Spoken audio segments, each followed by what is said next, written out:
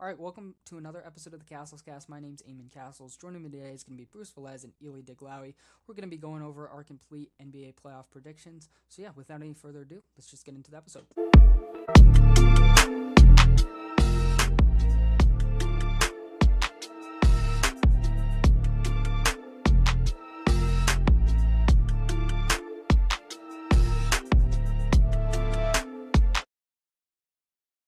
All right, joining the show now is Elie Deglaoui and Bruce Veliz. How you boys doing today? Doing all right, Eamon. Appreciate you having us on. Yeah, doing good. Welcome. Glad to be back on the podcast again and to talk some playoff hoops. It's gonna be fun. Absolutely. So yeah, we're going to be going over the complete playoff bracket, making our predictions, and really just breaking down every series. At the time of this recording, there's still two series that we don't know, but hopefully it shouldn't make too big of a difference. But yeah, without any further ado, let's start things off.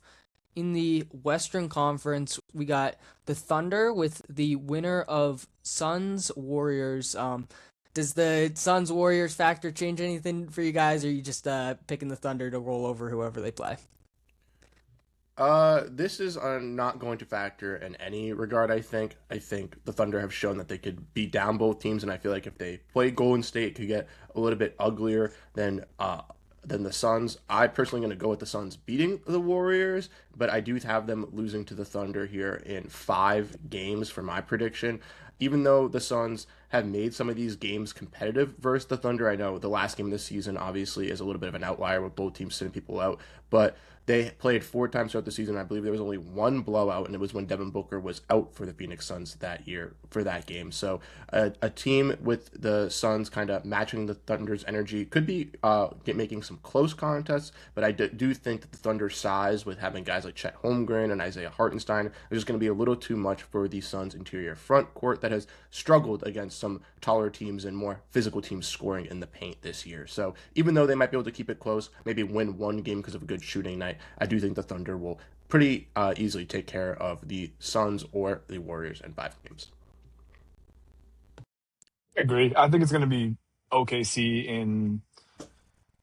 I'll give it 5. I mean, I'm not gonna lie. I am very interested in the idea of Steph and OKC again. I feel like that could be fun, just kind of for nostalgic reasons. But to be honest, I didn't even think the Warriors were going to beat the Clippers. So the fact that they even beat or that they might beat Phoenix is kind of a crazy thought for me too. I'm gonna rock with Phoenix. I just feel like they've obviously been the better team. They've been the healthier team all season too. And with Golden State, I mean, let's just call it like it is. 95% of their success is going to rely on Steph Curry. And can he do it? I think he can hold his own, but I don't think he's going to single handedly do what he used to do maybe 10 years ago. And I just don't see that happening. I'm also going to rock with OKC in 5 against either team. If I had to pick, I'll pick Phoenix of the two. Yeah, for sure. I'm on that same wavelength as you guys. I'm gonna be picking OKC in 4 though. I do like Phoenix to beat the Warriors. I just think this Thunder team is so good that they're gonna be able to sweep whoever they play in the first round, as we saw over the past 2 seasons, I believe, with the Grizzlies and Pelicans. And then when you look at these matchups specifically, I feel like both teams would really struggle with OKC size and the perimeter defense that they have can really take either Steph Curry or Devin Booker out of the game to a certain extent. So I feel like that's going to be a big challenge.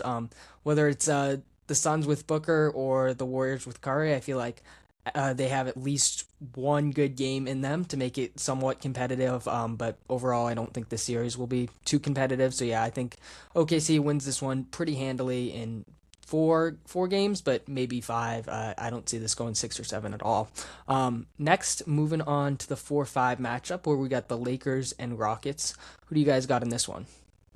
So I have the Rockets winning this one. I mean, it is a cool matchup to see LeBron versus Kevin Durant, but it obviously stings to see, the Lakers with presumably Austin Reeves out the entire series, most likely Luka Doncic out for a majority of the series, if not the full thing. And I do think that just it being 41-year-old LeBron with some other guys on this team is just not going to be able enough to kind of score on this Houston defense, regardless of how inefficient this Houston offense can be sometimes in the clutch in some of these instances.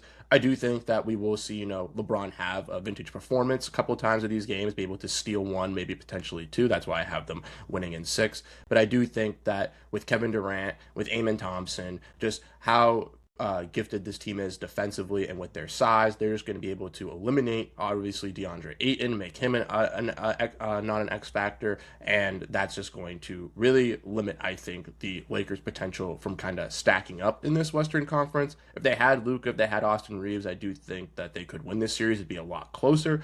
But with the injuries kind of coming to play, I just think it's not going to be enough for this Lakers team to kind of withstand Ime Udoka and Houston's squad. Yeah, I mean, I think it's going to be Houston in 5. And the only reason I'm not calling it a sweep is because I do kind of have that, I can imagine Houston's up 3-0 in the series. Game 4, LeBron's going to drop, 40 or whatever he's going to do. They're going to win that game. Like, I can see that happening, but I don't see them winning the series. I know there's like technically somewhat of a possibility that Luka's going to play. He's like going to Europe potentially for some, experimental thing. I don't know what's happening with that. If Luka comes back, completely different story, but I just think it's probably best if we assume he's not going to. And I don't see LeBron or Marcus Smart or DeAndre Ayton carrying the team to a series win. I got Houston in 5. Yeah, man, it sucks that Luca and Reeves are injured because I think this series could be really good if they were healthy. And yeah, like Elie said, I don't totally buy into this idea that Luca's gonna magically return from this hamstring injury. And honestly, I don't think that's in his best interest, even if it gives the Lakers a significant shot to win it. I feel like that's super risky, as we've seen in the past. These hamstring injuries can be pretty serious. So I don't think that really makes sense. Yeah, unfortunately, I'm gonna have to pick the Rockets. Not that I like the Lakers, I just hate this Rockets team, and I don't think they deserve to win a playoff game. I love watching them, to be clear, but I kind of don't like the roster construction right now. I hate the clutch time issues. I have been a very big advocate that this team is flawed and they're going to get exposed in the playoffs, and I don't think they deserve to win a first round series. But they got Lady Luck on their side with some of these injuries. So, yeah, I'm going to go Rockets in 6. I feel like it's going to be a little bit closer just because the Rockets are so dumb in the clutch.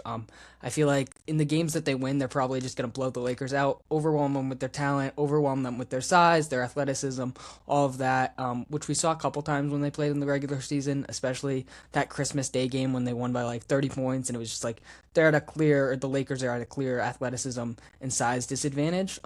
So I feel like we could see that through most of the series, but if the Lakers can find a way to make this close with LeBron and Marcus Smart, as weird as that sounds, I think they can steal a couple games, and then who knows? I don't think Luka's going to return, but if he does, I think that obviously gives the Lakers another game. But yeah, it will be cool to see LeBron and KD play against each other one more time in the playoffs, but ultimately this series is just sort of hindered by the injuries on the Lakers side, and I'm going to have to go with the Rockets in 6.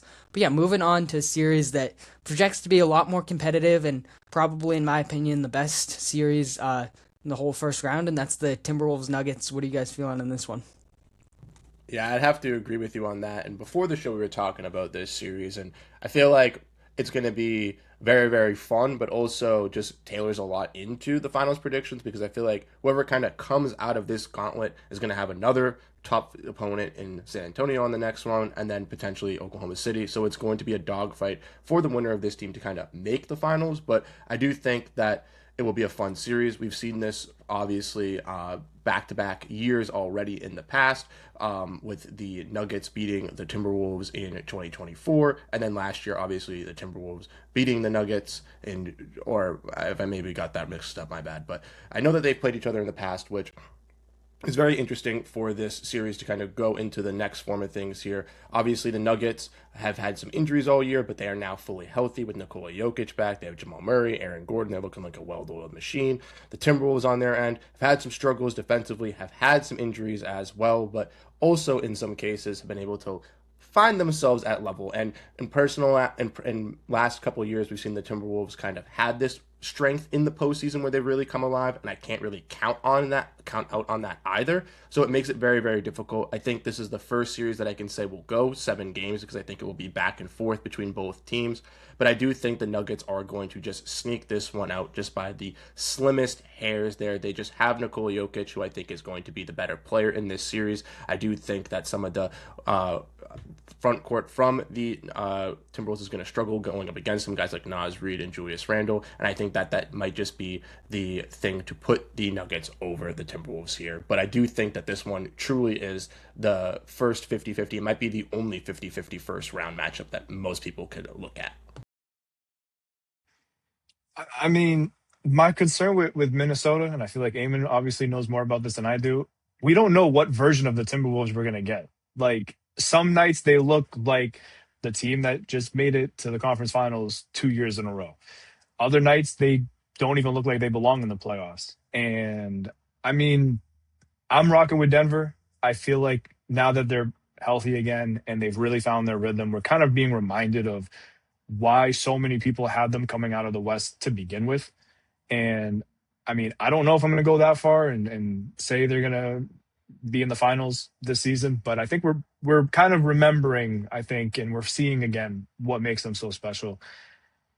I just don't see it happening with Minnesota this year. And I feel like if they were up against honestly pretty much half the other teams in the West, I could see them going a little bit farther, but I'm rocking with Denver. I can't count out Jokic and Murray. I feel like that's just going to be too much for Minnesota to handle, especially if they're not on their A game.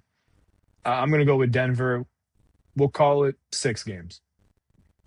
Yeah, I mean, this Timberwolves team is just the ultimate Jekyll and Hyde squad. Like you guys said, they're just so inconsistent. Ton of fun to cover, but if I was a fan, I would be just totally annoyed by this team and even covering them a little bit. It can get annoying because you don't know what to expect from them.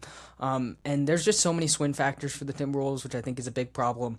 You look at the health of Anthony Edwards, the health of Jaden McDaniels. McDaniels looked awesome in the couple games he returned in the regular season. Ant didn't totally look like his elite self, but I mean, with an extra week off and with what Ant-Man's proven to be capable of in the playoffs, you obviously can't count him out, especially against this Nuggets team that doesn't have a natural matchup for him. But you do have to wonder what sort of secondary creation he's going to get from the likes of Julius Randle, Jaden McDaniels, and then even like Ayo Dosunmu. I think Rudy Gobert is going to be a huge swing factor in the series. Offensively, to end the season, he was very, very poor, and his teammates were not passing him the ball despite him being open on multiple occasions. And, I totally get it. If he's dropping passes, he's making these awkward moves around the basket. But that's going to be a big weak point for the Nuggets to expose. And then on defense, you need Gobert to be at your best. And I just don't know if he can stay on the court with his offensive concerns, and then in turn what that brings to the Timberwolves defense, I think is really concerning.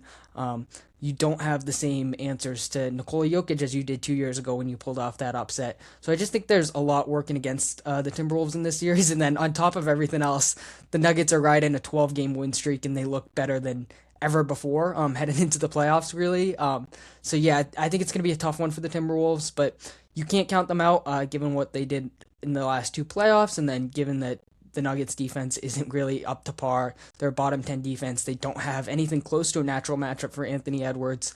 I think McDaniels could have a big series because a lot of times in the regular season we saw Jamal Murray covering him, and that's a size disadvantage. I think McDaniels has proven, especially with his offensive leap this year, that he can take advantage of those bad matchups. So I do think there's a couple of paths for this Timberwolves team to win, but ultimately I think the deck is stacked against them in some ways. At various points throughout the season, if the Timberwolves were on one of their hot streaks, if they were riding a 16-4 record in their last 20 games like they were last year, if they were a top 3 seed like they were 2 years ago, or if they just had a good stretch ultimately heading into this postseason, I would feel a lot more confident about them. But given the way they're playing and the way Denver's playing, I feel like it tilts in Denver's favor. And I'm going to go 7 games just because the Timberwolves have proven they can be a truly elite playoff team, and they do have that two-way balance. But yeah, I think this is going to be tougher than ever. This would be the biggest accomplishment of the Anthony Edwards era yet, and that includes beating the defending champs 2 years ago. I just think there's so much working against Minnesota in this series. But yeah, I think we can move ahead to a sneaky, intriguing series, which would be the San Antonio Spurs and the Portland Trailblazers. Do you guys think there's any shot of an upset here, and what are you guys sort of expecting from Wemby in his first postseason? I mean, I'm just happy to see that the Spurs have made it. I know that we were drinking the Spurs Kool-Aid at the beginning of the year. Thought they'd be a 6 seed. Didn't think they'd be this high, but they're actually going to show out and probably have some dominance first round postseason basketball, which is just great to see as an overall NBA fan. Like you said, I was shocked kind of that the Blazers didn't end up beating the Suns in this game. I feel like a lot of people kind of were. So this matchup's going to be very intriguing. But one thing that I did see was that the Blazers have yet to play against Victor Wembanyama this season. In the three matchups that they played, Wemby was out. So I think this is going to be a big obstacle for the Blazers to kind of go around. We obviously saw with the Blazers and their success, they like to attack the rim and kind of score at their not really the greatest 3 point shooting team. And with the Spurs having Victor Wembanyama kind of lurking in the paint, I feel like that's going to be very difficult for a Blazers team to kind of generate a lot of opportunities, specifically if their shots aren't falling. Obviously, Drew Holiday can play some great defense on a guy like De'Aaron Fox or maybe Stephon Castle or even Dylan Harper to kind of limit some of those options, but I just don't think that this Blazers team is deep enough to kind of handle against a Spurs team. Even though the Spurs are kind of in the playoffs for the first time, might have some hiccups, might have a bad shooting night here or there because they are a little inexperienced. I do think that the Blazers are just not going to have it. I do think that the Spurs will win in 5 games. I think the Blazers will be able to sneak one game in here at home for their fans, but I do think that the Spurs will take care of business with a big series from Victor Wembanyama, his first playoff series where he's going to absolutely destroy and hopefully set up for a deep playoff run for the San Antonio Spurs. I mean, Portland's been a fun team. I remember us, kind of earlier in the season, pretty much the near beginning, we kind of spoke very highly about the Trailblazers, and I mean, rightfully so. They ended up being in the playoffs, and they're a fun team. I like watching them play. I don't think they have a chance against San Antonio. Honestly, I will say Bruce kind of convinced me because I was actually thinking sweep. I thought San Antonio was going to win all 4 games. But the one part that I am very interested in is the Drew Holiday aspect of everything because not only is he going to be huge in guarding whoever it ends up being, Fox, Castle, Harper, whatever it ends up being, and taking away a big part of why San Antonio has been so successful this season. But he's also got that experience. And if you even combine both teams, I mean, unless I'm missing somebody, probably like Harrison Barnes is the only one that maybe has as much playoff finals experience as he does back when he was in Golden State. But I don't even think that's the case. So I'm very interested to see how that factors in. I do think experience matters to at least some extent, but also we have to remember, sure, this is for Wemby's first time in the playoffs, but he's also played in the Olympics, which I think some would say is kind of more important and more meaningful. And so I do think that plays a role. But ultimately, I love this Portland team. I'm gonna have a lot of fun watching this series. If they win more than 1 game, I think that's a success. That's the biggest surprise of the season. I got San Antonio winning this one. I'll give it 5.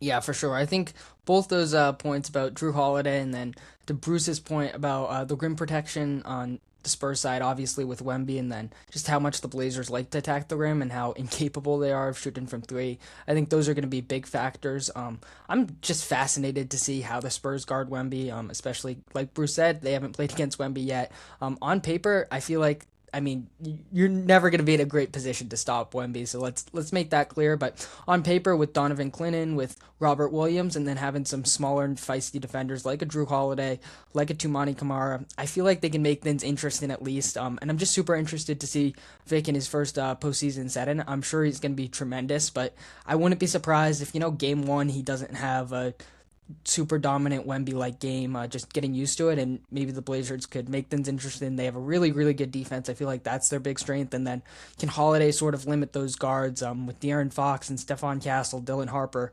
None of them really have a ton of playoff experience. Fox, the only one that has any playoff experience with that one series back in 2023. So I'm interested to see how that plays out, and I feel like it could give the Blazers a slight edge to make it at least competitive, make the games competitive. I don't think we're going to see a super deep series, but just make things interesting at least. Ultimately, when you have Wemby, when you have this great of supporting cast around him, I think you'd be a little foolish to pick the Blazers. But yeah, I'll go Spurs in 5, and I just think it's going to be super interesting from a schematics perspective to see how the Blazers adapt to Wemby and if they can potentially find any advantages with their defense. But yeah, ultimately, I don't think they have enough offensive firepower to keep up with the Spurs, and then stopping Wemby's a lot easier said than done, despite the Blazers' really stellar defense. But yeah, we can move ahead to the Eastern Conference where we have our 1-8 matchup with the Pistons going up against the winner of the Hornets Magic. So yeah, what are you guys feeling with this one? And does Magic Hornets change your thoughts in the series at all?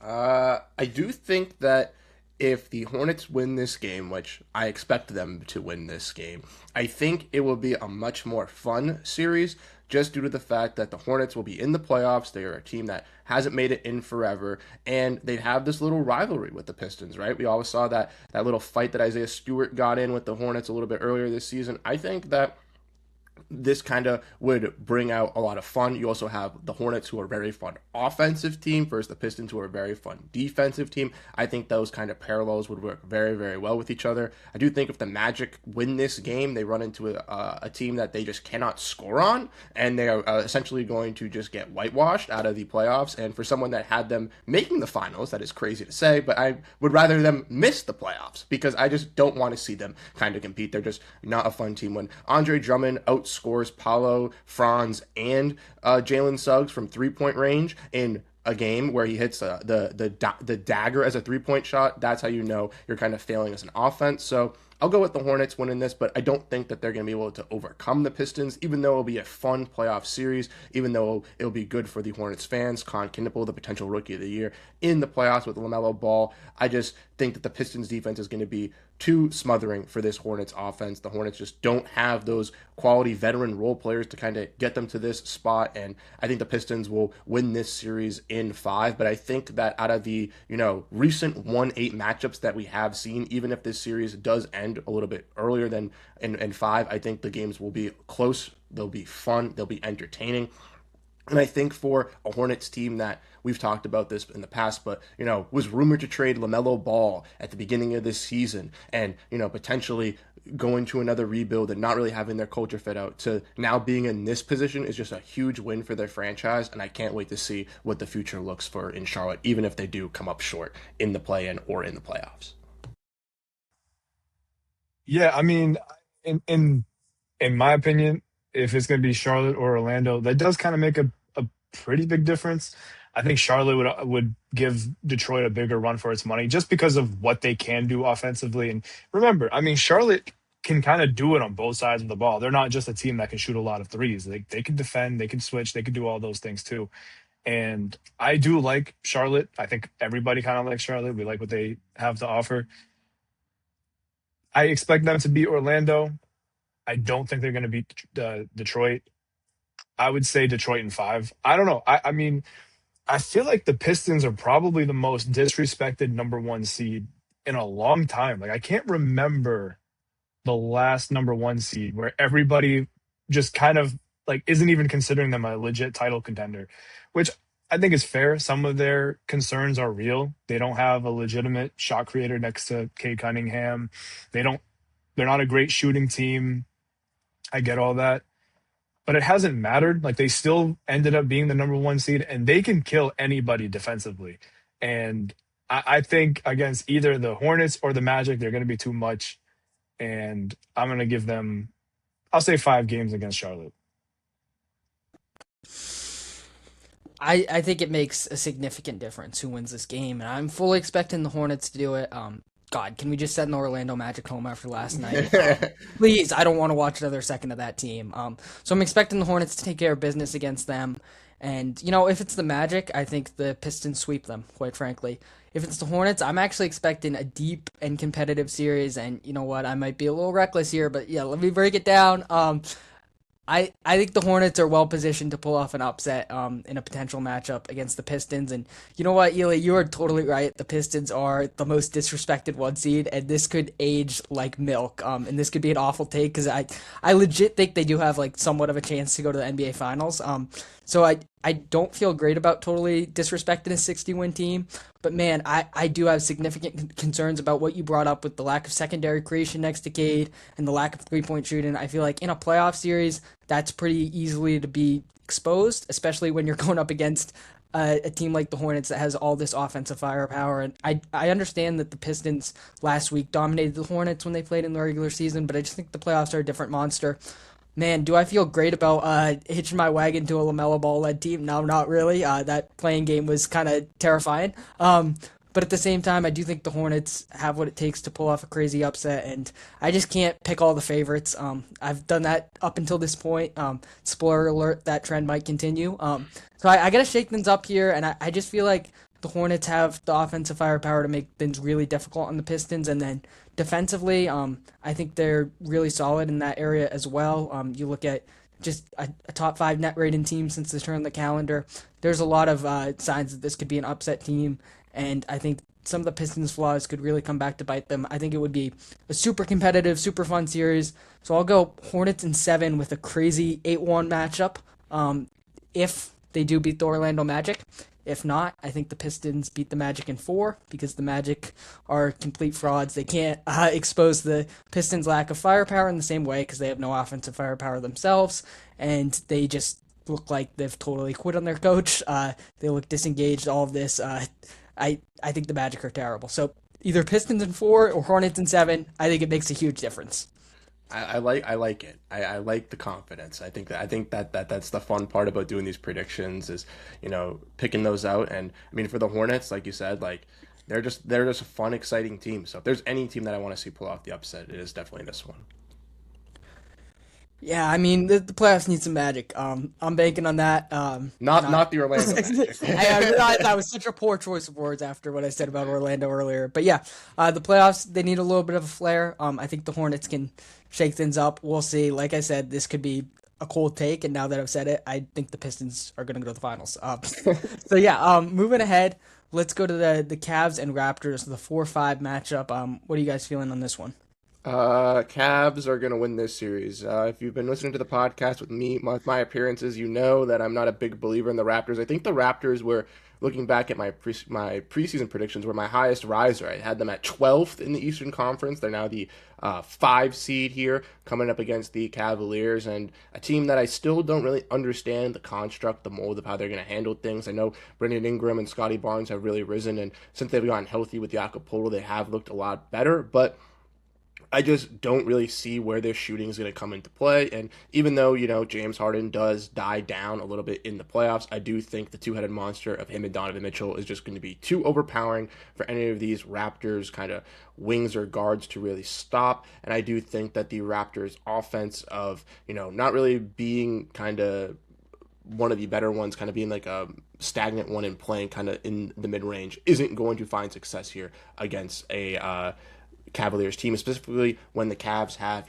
Jared Allen and Evan Mobley grabbing rebounds. I love Sandro Mamukelashvili, but he's not going to be able to do anything on that glass or take care of anything like that. So I do think that the Raptors are just, not going to get their second chance points, get them all stolen by rebounds by the Cavs, give it right back to James Harden. He's going to find a way to score, and it's just going to be too much. So I will say that the Cavs win this series in 5 games. I do think the Raptors will steal one. They'll have one lucky night, but I think the Cavs will get this one done. I mean, I'll also go Cleveland in 5. My concern with Toronto, and this was actually something that I was trying to kind of figure out all season long, and I feel like they didn't really answer it. How much can you really trust having Brandon Ingram or Scotty Barnes as your best player right now? Ask in a couple of years, Scotty Barnes should only get better from here. I get all that. But, like, if those are your best players on the court, like, I don't know. I don't see it happening, especially against a Cleveland team that has a, like, insanely higher ceiling than Toronto does. Like, even if Toronto's on their A game every single night, every single game, like, they're still not as good as even Cleveland's okay, in my opinion. Like, I know they're only, 1 seed difference, but it kind of feels like they're significantly different in terms of just talent and, like I was saying, ceiling and all that. And I just feel like I don't think there's a single world where the Raptors win this game. or this series. I mean, I don't know. I don't really see the vision there. They got talent. Like I like Scotty Barnes. I like Brandon Ingram. I like Emmanuel Quickly. I like what RJ Barrett does. I like Jakob Pertl. Not as much as Brian Scalabrine does, but I do like him. I do like that team. I don't see it happening against the Cavaliers. I'm rocking with Cleveland in five. Yeah, no, Cavs in five for sure. I'm with that 100%. Like your point, Elie, about the lack of a clear cut first option. I feel like Brandon Ingram is a great second option. He can offer a lot of great scoring on all three levels. And then Scotty Barnes is just a total jack of all trades, and I love his game, but he's not a first option either. So I feel like that's the biggest flaw. They also don't have a true point guard, which I think is problematic in a playoff setting. Jakob Podol, I don't think is a quality starting center at all. I think he's like a fine role player, but I think, like Bruce said, going up against this Cavs front court, I think that could really be exposed. And then just in general, this Raptors team has been atrocious in the clutch. And the Cavs, since getting Harden, have been a lot better in the clutch. And even before Harden, I trust Mitchell and Mobley even a lot more than some of these Raptors guys in the clutch. And in general, I'm a little bit annoyed that the Hawks didn't jump them for that number five seed. I feel like Hawks Cavs could have been legitimately one of the best first round series, and I might have picked the Hawks. I probably would have. But yeah, this series is just not all that intriguing to me. I feel like the Cavs will sort of make light work of the Raptors, and if they don't, man, we're in for a fun summer of conversations about the Cavs because I think they'd shake up their roster in a big way. But yeah, ultimately, I think this Raptors team still has plenty to go. I mean, when you look at where they were heading into the season, I feel like a successful season would have been, oh, you get in through the play-in. So they have overachieved all year, and ultimately they're still in a good spot, but I feel like they're just further back than a top five team in the East, like you guys said. So yeah, I don't have much faith in the Raptors at all. But yeah, we can move ahead to the 3-6 matchup, which is going to be the Knicks and the Hawks. What are you guys feeling on this one? Do you think there's any shot that the Hawks can pull off an upset? I think there definitely is, and I feel like these 3-6 matchups on both sides are probably the best playoff series first round matchups, I think. And we saw kind of late this year when the Hawks played the Knicks in one of the games where like almost went to overtime. CJ McCollum like almost hit the half court try. It was very very fun to watch this Hawks team kind of combat. And I know obviously there was like the Trey Young Hawks series a couple of years ago. He's obviously no longer there, but the rivalry still brewing between these two teams is still alive, and I think that's going to bring out a lot of this kind of playoff atmosphere and intensity that fans are going to want to see. I do have the Knicks winning this series, though. I do think the Hawks are going to make it very competitive. And like you said, Eamon, if they played against the Cavaliers, I would have picked them to win that series. I was really, really hoping to see that kind of Hawks matchup. I think Nickeil Alexander-Walker kind of guarding that Donovan Mitchell and Darius Garland guard duo would have been very, very intriguing to see. And it would have been very, very fun for a Hawks fan base to maybe even get that series win. But I feel like they run into a tougher matchup here with the Knicks just overall with the size of the Knicks, kind of those bigger bodies. They got Karl Anthony Towns. They obviously have Mitchell Robinson, who's been playing really well. I know they have Onyeka Okongwu, but I just don't know if it's going to be enough. And then the wings there as well are just, I think it'd be too overpowering for this Hawks team, even though Jonathan Kuminga has looked very, very solid with them in his second half stint. So I do have the Knicks winning this one. I do have them winning it in seven, though, and that might impact kind of how these playoffs really go for the New York Knicks. Maybe a little bit of a hint at that, but I do think the Knicks are going to have some struggles with this Hawks team, even if they do pull it out. And I think this is going to be, with the Nuggets and Timberwolves series, probably the most competitive first round series we see. So before we got on the pod, I was talking about how there was one series that I thought maybe could be competitive in the first round, and it's this one. This is the one, or not competitive, where I thought maybe the underdog was going to win or the lower seed was going to win, and this is the one. I'm not going to predict Atlanta, but I like what the team's done. I trading Trey Young has actually turned out to be really good for them. Not even just in an addition by subtraction way, but CJ McCollum's been like really good for that team, which I personally didn't think he'd make as much of an impact as he has. But that team's fun to watch. That team finally has an identity. Like they got a lot going for them. Obviously, they have some concerns. Like Dyson Daniels is probably never ever going to be much of an offensive player in terms of his shooting at least. And I mean, I still feel like I'm a big Jalen Johnson guy. I still don't know how much you can win with him as your best player, at least right now. Again, kind of like with Scotty Barnes, like maybe in a few years it'll be a different story because I think he can play, but as your best player, I don't think he's going to bring you too far right now, at least. I think he's a tremendous number two option, but I don't think he's going to lead the Hawks to much, at least right now. I think, I mean, they've been one of the hottest teams since the trade deadline. They've been doing it on both sides of the ball. They've been doing it really in every area. What we're seeing out of Nickeil Alexander-Walker has been incredible. But at some point, just being the more talented team matters. And the Knicks, they have an incredible roster. Like that team genuinely is pretty stacked. At least the top six guys maybe. That team is filled with talent, and I think at some point that's just going to have to prevail. I like what the Hawks are doing. I could see it going either way, but I think I'm going to go with Knicks in seven. Yeah, for sure. I think this is the best Eastern Conference series in the first round. To me, it's just like a total chess match. You look at what you guys were talking about with the Knicks front court size and especially Mitchell Robinson. I think that's going to be huge in this series. Potentially overwhelming Onyeka Konwu. I think that's going to be a big swing factor and ultimately why I lean Knicks. But at the same time, when you look at Atlanta's perimeter defense, it's incredible. When you look at Nickeil Alexander-Walker, when you look at Dyson Daniels, I think those two in particular could really make things challenging for Jalen Brunson, especially with their size. Sort of like we saw last year with Asar Thompson. While Brunson did have a good first round series, Asar just made it really challenging for him. So I feel like we could see that. Jalen Johnson, I'm a little bit less concerned about translating to the playoffs. I feel like I've really enjoyed what I've seen from him, and I believe in him a little bit more as that like primary shot creator compared to a guy like Scotty Barnes or even Denny Avdia for that matter. So yeah, I'm super interested to see how this plays out. I do think OG Anunoby and Mikal Bridges, that's another big advantage, and that goes into this idea of it being a chess match. Throwing those guys at Jalen Johnson could make things difficult, and then Nickeil Alexander Walker as well. Having two really elite on ball stoppers, I think that's going to be the Knicks' biggest advantage, along with Mitchell Robinson. And then the other thing that gives me a little bit of concern with the Hawks is Dyson Daniels' 3-point shooting. He's been absolutely atrocious, and I feel like in a playoff setting, he could kind of get played off the floor. I'm not saying that he's going to all of a sudden be out of the rotation, but I don't think they're going to be able to close games with him, and considering how vital he is on defense, I feel like that could be problematic. So yeah, ultimately, I'm going to go with Knicks. I think it could be a tough series. I think they can make things difficult on Brunson. I feel like their offense has been really, really good since trading away Trey, and their defense has risen as well. They've been really close to the Knicks analytically. They've been top 10 net rating team really since the turn of the calendar. So there's a lot to like with this Hawks team, and if they were playing the Cavs, I would have picked it.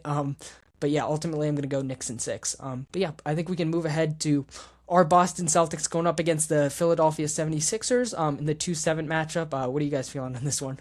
As you can see, the Celtics is all back there, and I wonder what I'm going to predict. Celtics are going to win this series. Yeah, I mean, one thing I will say is I'm very excited that we will get to see Boston versus Philly again. I feel like this kind of playoff series dates back to like the mid 2010s when we were all a little bit younger, and obviously it was a little bit bigger of a rivalry with both teams in the stakes of the Eastern Conference, but now it's still kind of fun because I mean, the Sixers have VJ Edgecombe, who's very, very solid. They have Tyrese Maxey. They kind of have this like new process kind of beginning, obviously with some of their older players like Paul George still on the roster. Joel Embiid's obviously hurt, but I think it's going to be very, very fun to see kind of these two Atlantic Division teams kind of go at it. I do think, though, like we kind of said, like I said, the Celtics are just going to have too much. Obviously, with Joel Embiid, I just don't know how that Sixers front court is really going to process things, specifically with, the versatility the Celtics have. Like, Neemias Queta has rose to be one of these top tier starting bigs that has kind of filled in his role this season. Luka Garza and Nikola Vucevic look pretty good, and I do think that the Celtics kind of do have the bodies to match some of those guards to limit the offensive production from the Sixers. I will say though, I do think the Sixers will win this game. I got no sleeps in my first round. I do think that some of these teams will be able to sneak one out, but I got the Celtics winning this one in 5. And Jason Tatum is back in the playoffs, ready to go, and gearing up for that second round where they hopefully try to get revenge. Man, Celtics and 76ers in the playoffs is such a weird thing for me because on one hand, my first ever Celtics game I went to was a playoff game against the 76ers. It was 2012, game 5 of the second round. We had just blown like a 17 20 point lead the game before, and that was back when teams didn't blow leads that big.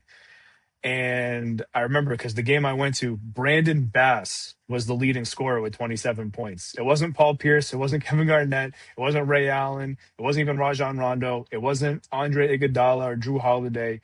It was Brandon Bass. So I'll always be a Brandon Bass fan. But then on the flip side, in 2023, when we beat them in 7, that was the only time ever that the Celtics won a playoff series, and I didn't feel good about it.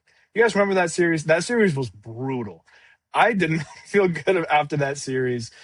I hated that time in my life. I hate the 76ers, all right? Mostly for that. Thankfully, I do think the Celtics are going to beat them this time around, especially with them not having Joel Embiid.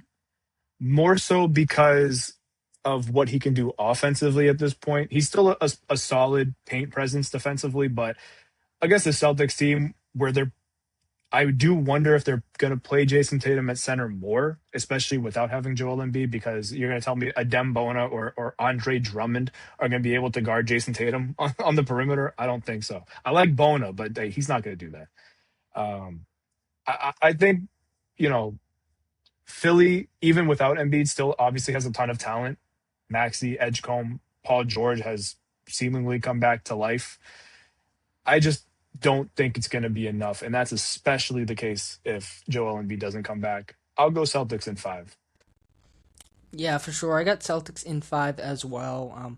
I'm happy, like you guys said, that we're getting another edition of Celtics Sixers because it's always a ton of fun, even if it's not super competitive. But you can tell these two teams and these two fan bases really don't like each other, and it is a legitimate rivalry. So yeah, should be a fun series in that regard. And I'm happy we don't get to watch the Orlando Magic again because what an embarrassment of a franchise that is. But yeah. Ultimately, I feel like the Sixers' lack of a matchup for the Jays is going to be a real problem for them, and then that paired with the Embiid factor, with him likely not being ready, at least for the start of the series, I think it's going to be too much for them to overcome. And then you look at the Celtics, how they can limit a VJ Edgecombe, how they can limit Tyrese Maxey. I feel like this should be a pretty easy series for them. But yeah, I think the Sixers could make it a little bit more competitive than Orlando. So that's a positive, I guess, from a basketball perspective. But yeah, I mean, when you look at VJ, he's been terrific, and he's been such an important part of this team. But counting on him as your true second option, in a playoff series as a rookie, I feel like is inherently risky. I think Maxey's going to have a great series, despite the Celtics defense really being well positioned to limit him in some ways. I feel like he's just such a good player at this point that he's going to put up his numbers. But outside of him, I just don't trust the Sixers to have enough firepower. And yeah, I think the Celtics should be able to win this one pretty handily. I mean, they've been a clear top 3 to 5 team in the league throughout the season. So yeah, I think they take care of business. I think we can stay in the East actually. For our second round predictions. Let's go to the Pistons and Cavs for you guys, and then the Hornets and Cavs for me. So with this series, this was another one that I had some struggles kind of picking it apart, and this is where I think your kind of reasoning with the Hornets versus the Pistons makes some sense for mine because I have the Cavs winning this series, beating the Pistons in 7 games. And I think the main reason, like you mentioned, Eamon, is their secondary creation and their spacing. And I feel like when they go against this Cavs team, they're going to have to start a guy in Isaiah Stewart alongside Jalen Duren to kind of maximize some of that size potential that the Cavs have in that front court. And then that's going to limit, obviously, the Pistons, from putting Tobias Harrison because he's going to have to be taken out. And then that just takes away from more of their limited spacing and shooting that they have kind of on this roster. And I know that guys like Dennis Jenkins have kind of rose. Asor Thompson. It's going to be very, very fun to watch guarding against guys and James Harden and obviously Donovan Mitchell. But I just don't think this Pistons offense is going to have enough to combat that. And I know I'm picking James Harden in the playoffs. I'm kind of doing the thing you're not supposed to do. You know what I mean? You're supposed to fade this guy. But I just have this weird feeling that this Cavs team, right, like after last year having those disappointing finishes, after having a really hot start to the season and then getting injuries and having a disappointing finish, and then starting off the year on a really, really weird note, that they are bought into this team. And I feel like that this is going to be that step to kind of get them into the conference finals, get Donovan Mitchell there, and I feel like the Cavs are going to be able to do it. So I got them beating the the Pistons in 7 games. I think it's going to be an absolute duel between Cade Cunningham and Donovan Mitchell, kind of the two tailored guards going back and forth. But I just do think that the Cavs' size is going to be a little bit of a present, and the Pistons are just not going to have enough scoring to kind of maximize that, even if the Cavs don't really have a true kind of wing forward to kind of combat against the Pistons. Yeah, I agree with pretty much everything Bruce said. I think this is probably where I would have the Pistons season come to an end. I would say Cleveland in five. I'll say six. I'll say Cleveland in six. I just talked about Detroit being so disrespected. I feel like I can't really disrespect them that much either. But it comes back to kind of what I was saying about Cleveland and Toronto. Cleveland just has such a high ceiling, and I don't think Detroit can match that, because if they can find a way to contain James Harden, they still have Donovan Mitchell to worry about. If they could find a way to contain Donovan Mitchell, they still have James Harden to worry about. And Max Strus, I mean, PTSD alert, you know what I'm saying, for us Celtics fans. Max Strus has actually been really good since coming back from his injury, and he's going to be a huge factor, I think, in that series. And I mean, it's just kind of one of those things where you know, I got to give my credit to Detroit, but I just don't see them beating the Cavaliers in a series because of how high Cleveland's ceiling is. I just don't think Detroit can match that. Yeah, no, I think that makes a lot of sense. Yeah, I got the Hornets to the second round. God, it sounds so stupid. I feel awful about this. I'm gonna go with the Cavs in five on this one. Why did I pick the Hornets? I'm sticking with it though. Don't worry. But yeah, I think the Hornets' lack of playoff experience will have to come back to bite them at some point. You really have nobody on this team that's played real minutes in the playoffs, and maybe that's the reason why they don't make it past the first round. But regardless, against the Cavs, despite them not being a team that's notoriously associated with rising to the occasion in the playoffs, I feel like their experience to an extent can help them in this one. And then I think the Cavs would really overwhelm the Hornets with that front court size. And I feel like the rim protection can really take away that driving kick game as well. So yeah, I feel like the Cavs would be in a really good position to win this one. I do have some concerns, and I think we'll probably talk about this more in the other series, about the Cavs on-ball defense. I don't know if Jalen Tyson and Keon Ellis are really perfectly built to be primary on-ball stoppers, especially against a Hornets team that has so many great perimeter players. So I feel like that's where the Hornets can get one game, especially if they have a great shooting night. But yeah, ultimately I think the Cavs roll with this one, and then hypothetically, if the Magic win, which I'm really not expecting them to, but we get Pistons Cavs in my prediction. I think the Cavs rim protection could really take away those driving lanes, and then like you guys mentioned, I mean the secondary creation thing, the 3-point shooting. I kind of discussed that in the last round, but yeah, I think the Cavs would be able to beat the Pistons in six. So yeah, it's crazy. We're all riding with the Cavs into the conference finals, but stranger things have happened. I think we can go ahead and talk about the Celtics Knicks series, a rematch of last year, of course. But yeah, what are you guys feeling on this one? This is going to be, I think, the best series possibly of the playoffs, just because of the external factors surrounding it. Obviously, Jason Tatum tearing his Achilles at Madison Square Garden last year in the playoffs in a big moment. Obviously, he's already expressed his feelings on returning to Madison Square Garden, but I think that it's going to be very, very cool story once again, similar to that Celtics Sixers matchup where they have that little rivalry from a couple years ago. Now we're getting into the Celtics Knicks rivalry that, the Knicks have prepared and stacked their roster to kind of match to take down this team.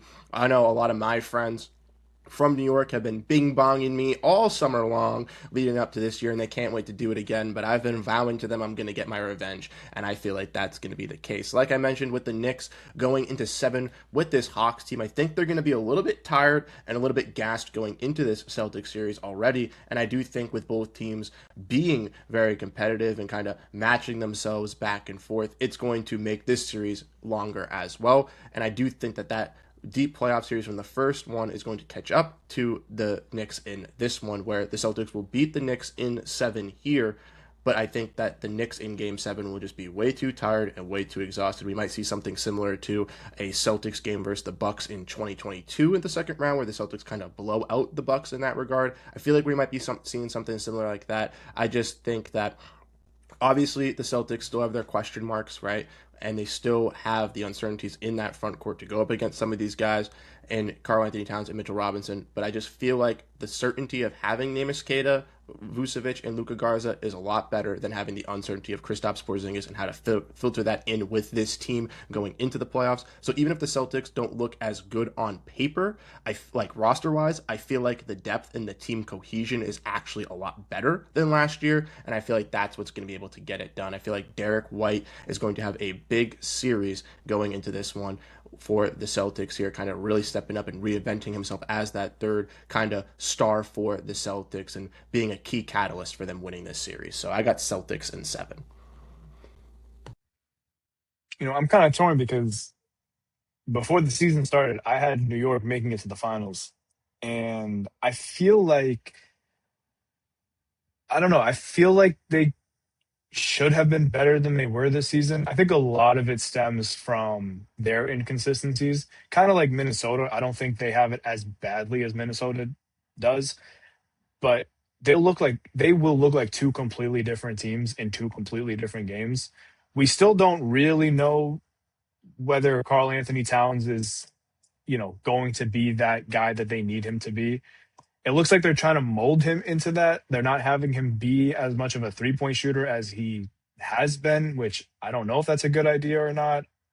I mean, I'm not a head coach in the NBA, so I don't know. But I I don't know. I feel like New York is probably the only team, at least in the East, that probably and rightfully isn't scared of the Celtics. Like every other team, I think probably sees ghosts when they play the Celtics. I don't think New York has that. Obviously, with the long-standing rivalry and the fact that they beat the Celtics, who were the reigning champions last season.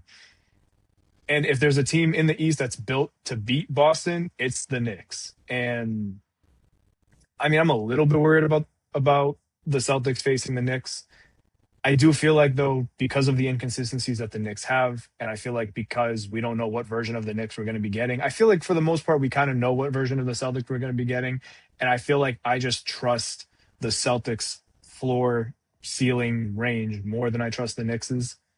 So I'm going to go with the Celtics. I don't feel great about it, but I'll go with the Celtics in 6. Yeah, this one's a real toss up, and I definitely think, to be clear, that there are several pathways for the Knicks to pull this one off. If you look at OG and Mikal being able to sort of limit the Jays, I mean, OG historically has been terrific against Tatum. You look at what happened last year. I think there are certain pathways. You look at the Mitchell Robinson factor where they can potentially overwhelm the Celtics front court.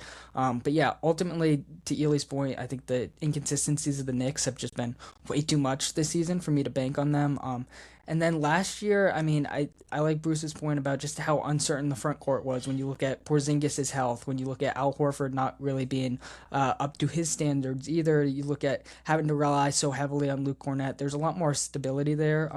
And then another big factor for me is just the mismatch hunting that the Celtics can do. And for some reason, we just haven't totally seen it against the Knicks. So maybe I'm a little bit off base here, but I feel like the Celtics, if they had just committed to mismatch hunting a little bit more last season, they really could have pulled off that second round series against the Knicks. I mean, when you look at Karl Anthony Towns and Jalen Brunson, those are two really subpar defenders.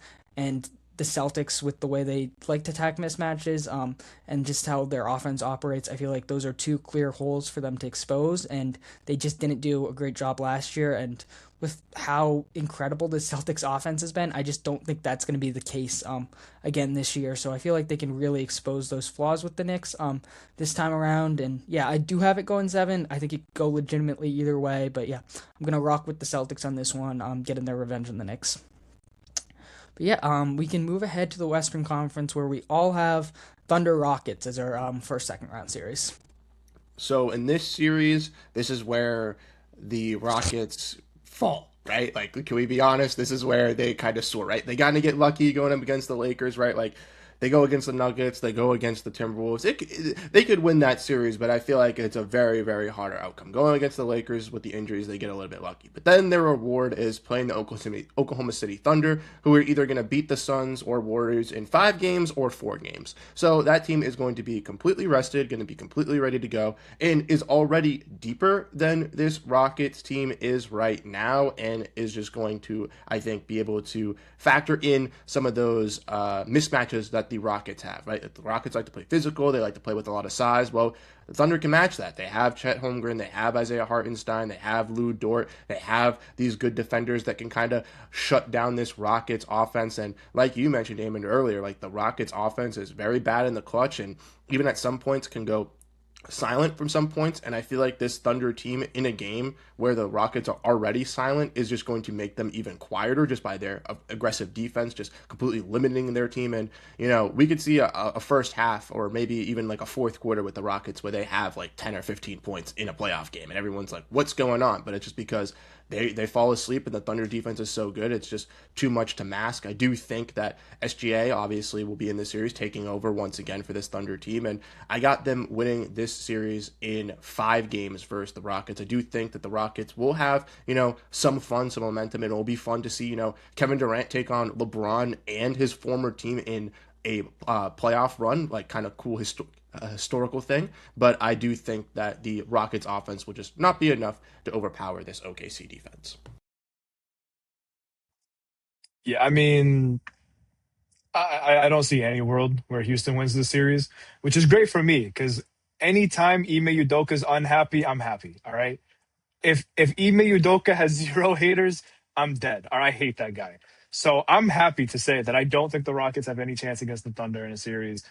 I'm only gonna go Rockets in 5 because I could see that Kevin Durant legacy game drops like 41 or whatever. 41. He's gonna drop 41 on 17 shots. All right, write that down. He's gonna drop 41 on 17 shots, probably in an elimination game.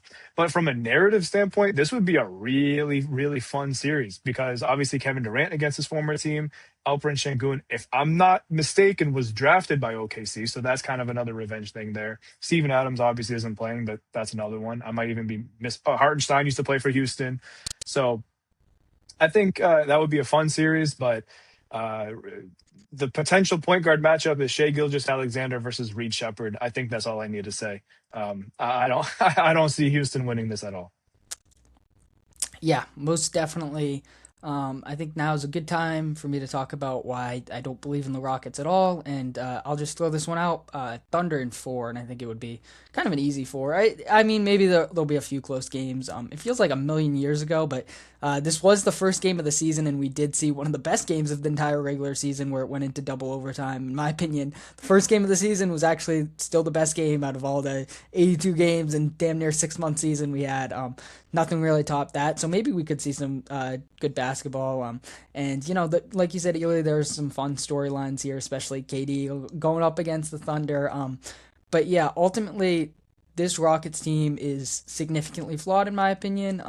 And I didn't really have that stance heading into the regular season. I feel like a lot of people thought this could be a potential conference finals matchup, and I was kind of on board with that. I did pick Denver in the beginning of the year, but I could have totally seen the Rockets potentially making a finals run. But man, when you look at the lack of 3 point shooting between Alperen Şengün and Ahmed Thompson, that's a massive problem in a playoff series, and that's something that the Thunder's defense can easily expose and make light work of.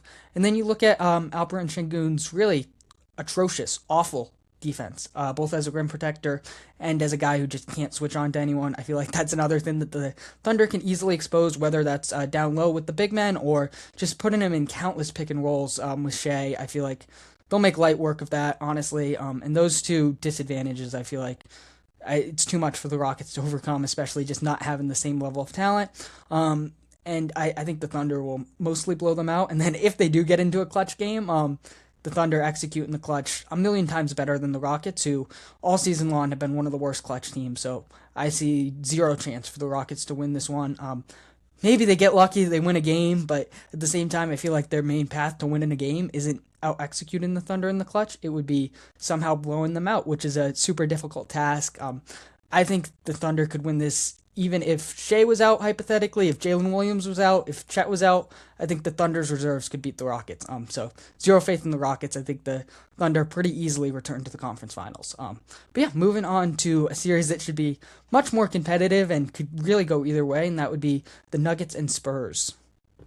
Yeah, this is the one that kept me up late all night thinking about who I'm gonna pick because man, oh man, I feel like if you were to like simulate this playoff series, I truly think it would like come out 50-50 or maybe like 51-49. There are just so many X factors into how both teams can kind of match each other and play each other. Obviously, we're going to see the dynamic Wemby versus Jokic, kind of young versus old center debacle kind of going on. But then you got, De'Aaron Fox versus Jamal Murray. You kind of got that Aaron Gordon, like Elie mentioned, like Harrison Barnes, kind of like that veteran role. Like they got those wings over there too. So like I honestly do think that this one's going to be very, very fun to watch.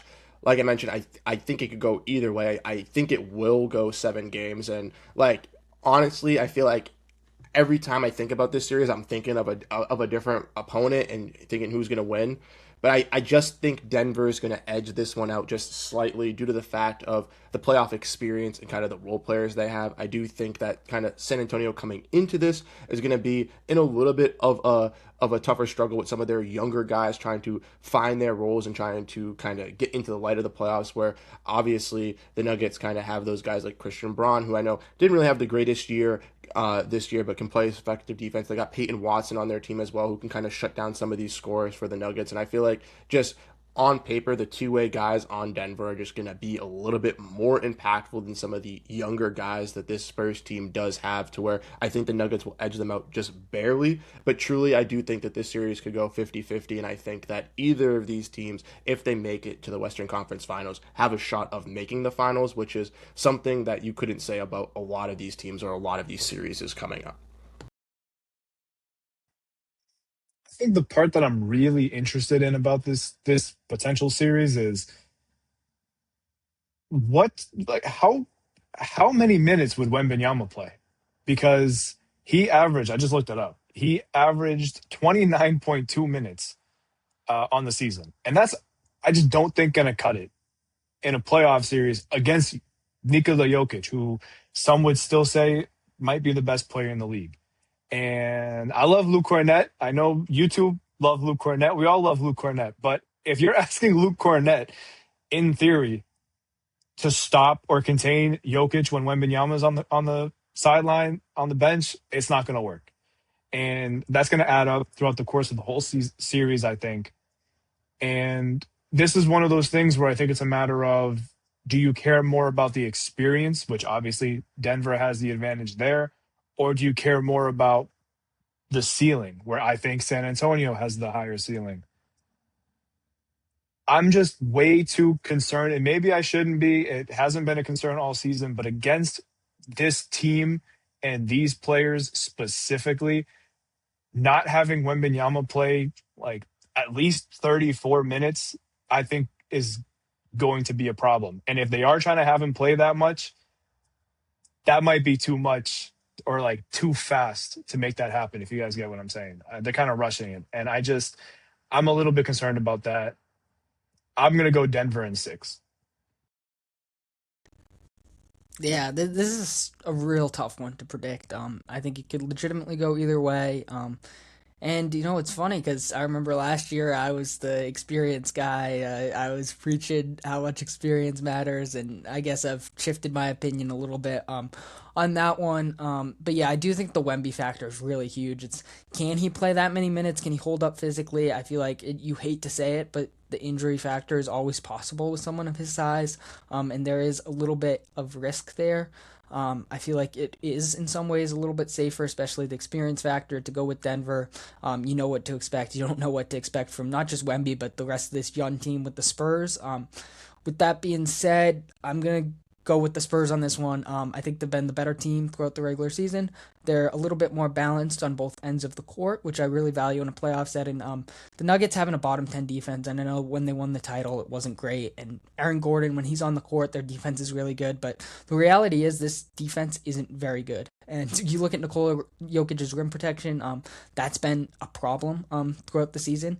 And you look at that against Wemby, you look at that against this trio of Spurs guards, and I feel like that could be a big problem for them that tilts the series in favor of the Spurs a little bit. I think it's going to be super close. And then I guess to play devil's advocate a little bit, when you look at Nikola Jokic going up against Wemby, he's the only player that I've seen all year that isn't scared of Wemby at all. You look at that excellent game we had a few weeks ago on Saturday right before the Final Four. Jokic had no problem going up against Wemby, and he, had his way at some points, and he had a terrific game.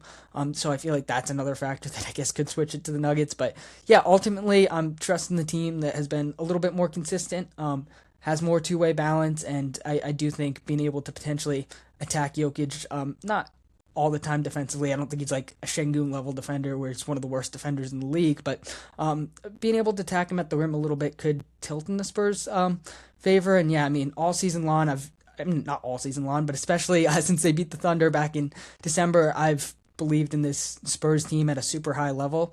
And the Nuggets, my belief has sort of wavered. As I mentioned earlier, I picked them to win it all before the season, but throughout the year, I just think some of their defensive inconsistencies have been really troubling to me, and I feel like eventually it's going to have to come back to cost them. Yeah, we can move ahead to the Eastern Conference Finals where all of us have the Cavs and the Celtics. Alrighty, so this is going to be a very, very fun series. I do think that the Celtics obviously have their dominance, like we mentioned. The Cavs, I mean, they have Max Strus, they have Jalen Tyson, but they don't have like a true on wing. So kind of having some of those defenders going against Jaylen Brown and Jason Tatum, I think is going to be very, very difficult for this Cavs team to really stop.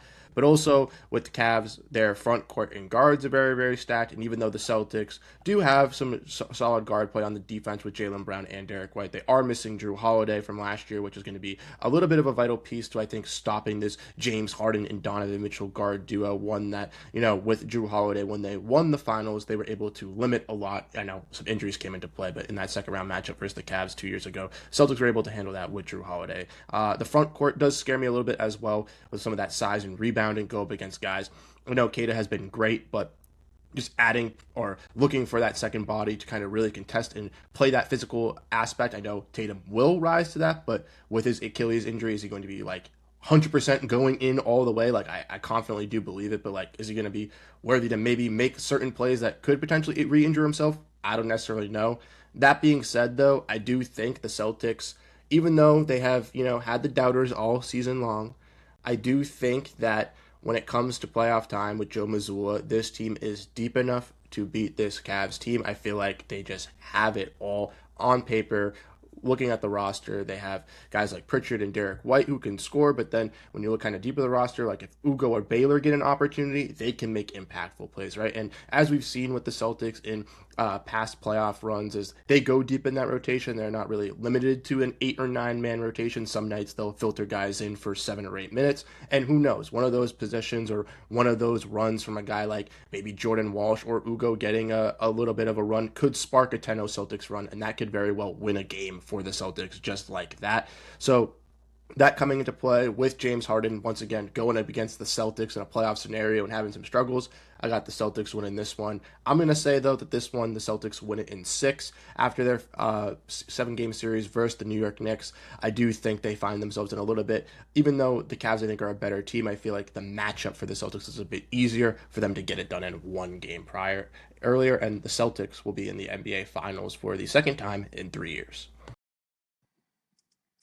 I mean, that'd be great. I'm hoping for it. I mean, my one concern about this matchup, and I mean, Bruce, you kind of alluded to it, is just the front court and their big men. I mean, Tatum's become a great rebounder. I mean, it's actually kind of insane how much better he's become as a rebounder, and he was already a decent one. But I don't know. I mean, when you're going up against now, obviously, a lot of this is health permitted because, I mean, regularly Cleveland will be without one of Evan Mobley or Jared Allen, but in the possibility that they both play, I mean, that's going to be a matchup nightmare for the Celtics. And I love Neemias Queta, but I feel like that's going to be very difficult for him to maneuver on both sides of the ball. And I think when you factor that in with what James Harden can do, what Donovan Mitchell can do, I already talked about Max Strus. I mean, a lot of it does bode well for Cleveland, but I also think, number one, Boston has had Cleveland's number in really since LeBron left. Like the Celtics have been, they've played well against the Cavaliers, and I know obviously it was a different time before Donovan Mitchell got there and kind of that weird in between, but I mean, the point still remains. Like the Celtics aren't afraid of the Cavaliers like they maybe were, in 2018, 2017. And I mean, aren't we due for a James Harden choke at some point during the playoffs? And it feels like what better than right next to the, brightest lights that they can get. I just feel like the Celtics are, I don't know. I'm still kind of torn on this one because I feel like on one hand, the matchups do kind of concern me because of what Cleveland can do in the front court and just how the Celtics are going to be able to answer that. But I also strongly believe in Joe Mazzulla as a coach, and I strongly believe that he'll figure it out. Whether it's, I don't know, play more Vucevic or play Garza, whatever it ends up being. Maybe, I don't know, maybe go crazy with it and have Jason Tatum play small ball. I don't know what it's going to end up being, but I do have faith in Joe Mazzulla as a coach, and I feel like that's why I maybe want to give the Celtics the edge. And obviously, with Jason Tatum and Jaylen Brown, I don't think Cleveland's going to have any answers for that either. If Derek White can hit his shot consistently, I don't think Cleveland's going to have an answer for that. I think the Celtics are a deeper team. And nowadays, depth actually matters in the playoffs. For a long time, it didn't, but now that stuff actually matters. I guess I'll go with the Celtics in 7, but that's another one that I don't feel incredible about. Yeah, I mean, honestly, I felt a lot more confident in the Celtics before we kind of talked through this. I'm still gonna pick the Celtics. I do think the biggest thing for me is I sort of mentioned it earlier with the Cavs, but I just don't trust their on-ball defense at all. I think Jalen Tyson and Keon Ellis are two super nice players, but that cannot be the solution against the Jays, quite frankly. Maybe is Evan Mobley gonna guard one of them? I feel like that's possible, but he's not as mobile. He's a fantastic rim protector. He's switchable, but you don't want him on one of the Jays throughout a series. I feel like that's my biggest hiccup with the Cavs, besides the obvious like James Harden question. And then at the same time, I do think the Celtics are well positioned to stop this Cavs backcourt. You look at just how many guys they can throw at Mitchell and Harden. I feel like that's going to be huge. Mitchell's had an incredible amount of success against the Celtics, so I expect him to have some solid production. But I feel like the Celtics are sort of better positioned to stop the Cavs' best players than the Cavs are to stop the Celtics' best players. With that being said, the front court thing is a real question mark for me. Evan Mobley and Jared Allen are just in a different class than just solely Kata. If there was Kata and then like another high quality center, it would be a different story. But do I really trust Vucevic and Garza in the biggest moments? No, not entirely. And I feel like that's my one major hiccup with the Celtics team. But yeah, ultimately I think they have enough to get it done. And like you guys said, Joe Mazzulla, I trust him to make the right decisions, pull the right levers. I could definitely see some Tatum at the 5 in this series and just totally go in the other direction, trying to throw the Cavs off in that regard, and I could see that working. But yeah, I mean, I think this is also where the Harden factor is going to be big for the Cavs. Obviously the negative aspect of like his playoff performances and stuff, but Mobley and Allen, especially Mobley, they struggle to be aggressive at times. But with getting Harden, a guy who can just feed them shots all the time, I feel like especially in this series, that could potentially tilt things for the Cavs. So I definitely see a lot of pathways where they can pull off this series. But I'm going to have to stick with the Celtics on this one. I'm going to go Celtics in 6. After they traded for James Harden, I made a vow to myself that I just couldn't get too invested in this Cavs team. And I can't. I mentioned earlier I thought the Hawks could have beat them if that was the first round matchup. But yeah, I think especially their on ball defense, that's my number one concern. I can't in good faith pick a team to beat this dynamic duo of the Jays that doesn't have elite on-ball defense. But yeah, I think we can move ahead to the Western Conference where you guys got the Nuggets and Thunder, and I have the Spurs and Thunder. Yeah, I feel like this is going to be very, like I've said, with a lot of the playoff series, they're all going to be fun and enjoying to watch. We all like basketball, but like, regardless if it's the Spurs or if it's the Nuggets versus the Thunder, like this is like the marquee circle, watch every single game, might rewatch every single game type of series that you're going to have because I think it's really going to go back and forth.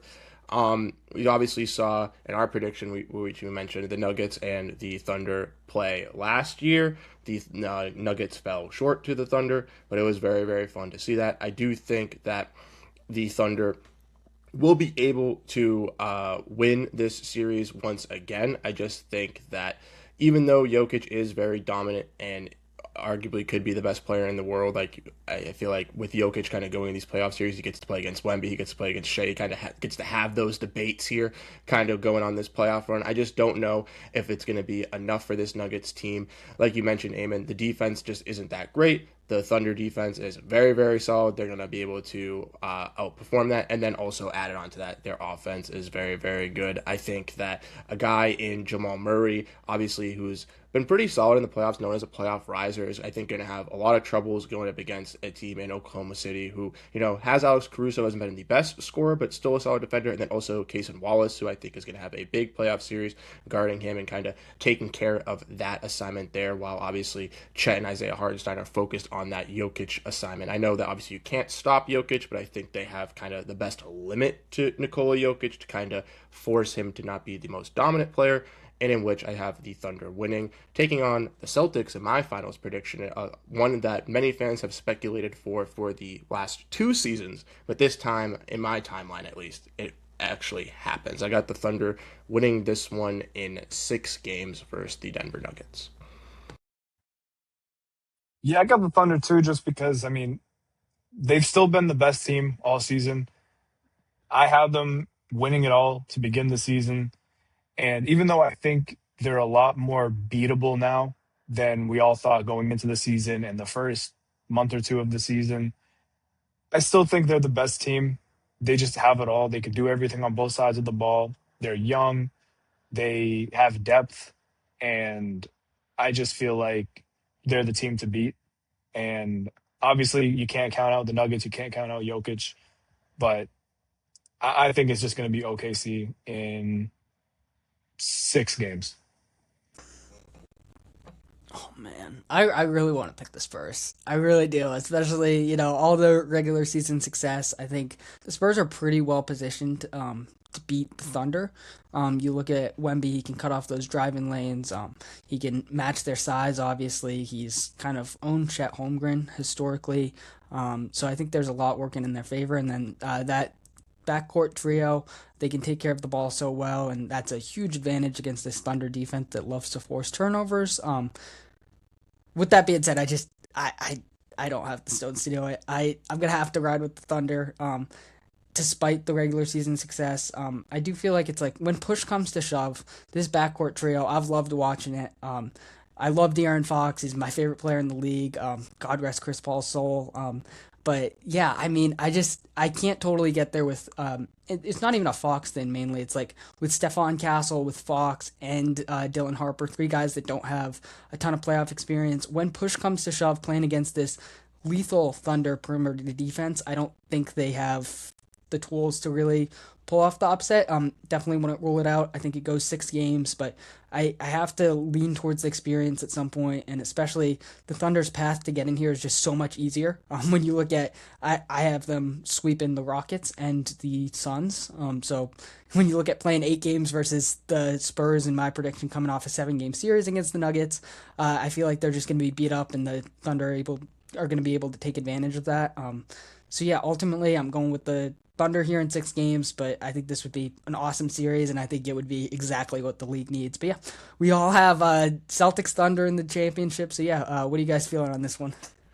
So, like I alluded to, this is kind of the matchup everyone's been anticipating for the last couple of seasons. We haven't really been able to see it kind of come out there, but I think this one is kind of one built for the ages, probably one of the better finals. I mean, every finals usually is pretty good, but I feel like this one kind of go either way. Obviously, you have the Thunder, the most dominating team, probably the best, one of the better stories out of the NBA. But then you have the Celtics, who weren't supposed to be in this position, overcame all obstacles with Joe Mazzulla. Now add Jason Tatum back to this juggernaut, and are now basically set to be that kind of favorite to come out of the East here. And I do think that they both match up very well against each other. But similar to that Cavs series, I just think that some of that size that the Thunder present and just the overall physicality that this Thunder team has is just going to be too much for this Boston Celtics squad. As much as I love the Boston Celtics, I want to see them take down the Oklahoma City Thunder. I just think the Thunder are too deep. There you got too much physical presence, and their defense is just going to be too smothering for a Celtics team, even though the Celtics will be able to kind of match that back versus the Oklahoma City Thunder. I feel like just Shea Gilgeous-Alexander, go. I know we have Jaylen Brown, Derek White, Ugo, all these defenders we can throw at him, but I feel like he's just going to find his ways to really disrupt the Celtics defense and kind of help them pull it away here. So I got the Thunder winning this in 6 games, unfortunately on Boston soil, just like Steph Curry did, but I do think that that will give some revenge for the Celtics, right? They saw Steph Curry win a couple years ago. What happened 2 years later? So I think the Celtics kind of, after a little bit of a down year, will still see this as a positive, even if they lose in the finals, and then be able to use that as more motivation down the line. But I can't pick against the best team and arguably the most dominating team all season long in OKC, even though if the numbers say that back-to-back champions do not happen. I will say, I don't know. My gut tells me, I don't know why I have this feeling, but my gut tells me that the Celtics are going to lose in the finals this year, but they're going to win it all next year. I don't know. I just have that strange gut feeling that that's what's going to happen. And I feel like I got to trust my gut. So I'm going with OKC. I'll also say 6. I feel like, the Celtics beat the Thunder the last time they played. And I do feel like, I don't know. I do feel like the Celtics can beat the Thunder. I feel like they match up pretty well because they also have depth. They can also play at a high level on both sides of the ball. And I actually feel like, for the most part, the Celtics can kind of contain guys like Shea because of obviously Derek White being around, and I just feel like the Celtics do match up very well with the Thunder, but I still think the Thunder are the better team. I still just think they have more higher end talent than the Celtics do. And they're the reigning champs for a reason. And I feel like it's going to be hard for anybody to beat them, including the Celtics. So I'm going to go with OKC in 6. Yeah, I mean, the fact that we are all picking the Celtics and compared to preseason expectations is totally insane. So for them to be here is a massive win in the first place.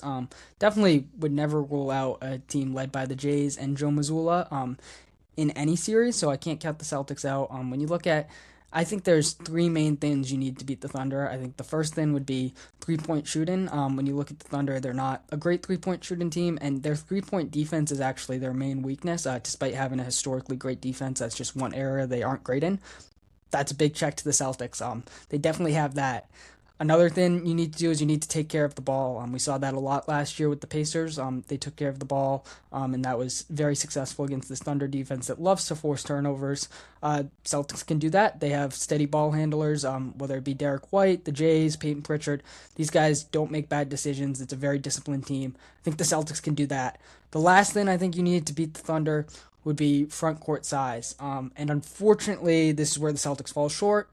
We talked about this in the last 2 series, and heck, maybe that's where the Celtics fall short before the NBA Finals. But going up against this Thunder front line, I don't think they have it. And when you look at just this overall talent and depth of the Thunder where they can match the Celtics where other teams maybe couldn't, I feel like that's just going to be too much of a hurdle to overcome when you look at defending against Chet Holmgren, Isaiah Hartenstein, all these guys. It's just really insane. And yeah, I just don't trust their depth. I think Keita has enough to get the job done, but when you look at Vucevic and Garza, do I trust them in the highest leverage situations? Unfortunately, I do not, and that's my one real hurdle. And then you look at the other thing in terms of being able to stop the Celtics. You need great wing and perimeter defense, which I think the Knicks had, like we talked about, but that was my one big issue with the Cavs. And the Thunder can do that. They have a lot of different matchups where they can throw at the Jays and make them uncomfortable. I think the Celtics can, to some extent, make Shea uncomfortable, but not to the same extent where the Thunder can make the Jays uncomfortable. So yeah, I'm going to have to be in tandem with you guys and go Thunder in 6, unfortunately. But yeah, I think either way, this has been a highly successful season for the Celtics, and we kind of say it every year with these teams. Eventually, someone's going to repeat, and I think the Thunder are better positioned than the past 6 or so champions that haven't been able to repeat. But yeah, any closing thoughts on the playoffs before we wrap up the show? overall, I think that this playoffs is going to be very, very intriguing to watch. I know that we kind of glazed over the first round matchups. We obviously talked about them in detail, but like had a little bit of lesser thoughts surrounding them. But besides few of them, but I do think when we get into the second and third round matchups, obviously the conference finals matchups, we're going to see some very, very close basketball and some deep playoff series. I think each of them could go 6 or 7 games, which I think is just great for the sport and it growing, just in general. And I think that, for future seasons, we're going to see this competitiveness continue to escalate, which is just great for the sport as well. Yeah, I mean, I'm always excited for playoff basketball, and that's not going to be any different this year. So I'm looking forward to it, and hopefully by the end of it, the Celtics win again. But we'll see. Absolutely, yeah. I'm super excited for the playoffs. It's been needed after a grueling regular season. Should be a ton of fun matchups, especially once we get later into it, like you guys said. So yeah, super excited, and we'll definitely have to have you guys on the show again to discuss the playoffs once they fully get going. But yeah, before we officially wrap it up, I just want to give you guys a chance to plug your work, tell our listeners where they can find you at. Yeah, so once again, thank you, Eamon, for having us on. It's been obviously a great time. You can find me at Twitter at Bruce Velez here, or you can find my work at Bright Side of the Sun, where I write about the Suns, or at 8.9 seconds, where I write about the Indiana Pacers. Some great spots. Been doing some work there and been having some great time doing it. So yeah, if you want any more just like NBA work, just check it out there, and you'll be able to find me. Yeah, and you can follow me on social media. My name should be around here somewhere. I always follow back. I know that's a thing for some people, so I got you. But you can find my work at 8.9seconds.com or the6ersense.com, where I write about the Pacers and the 76ers. Yeah, absolutely. To our listeners, make sure you go check out Elie and Bruce's work. They do a terrific job, and yeah, we'll have them back on the show shortly. But yeah, without any further ado, I'm gonna close out the episode. Peace out.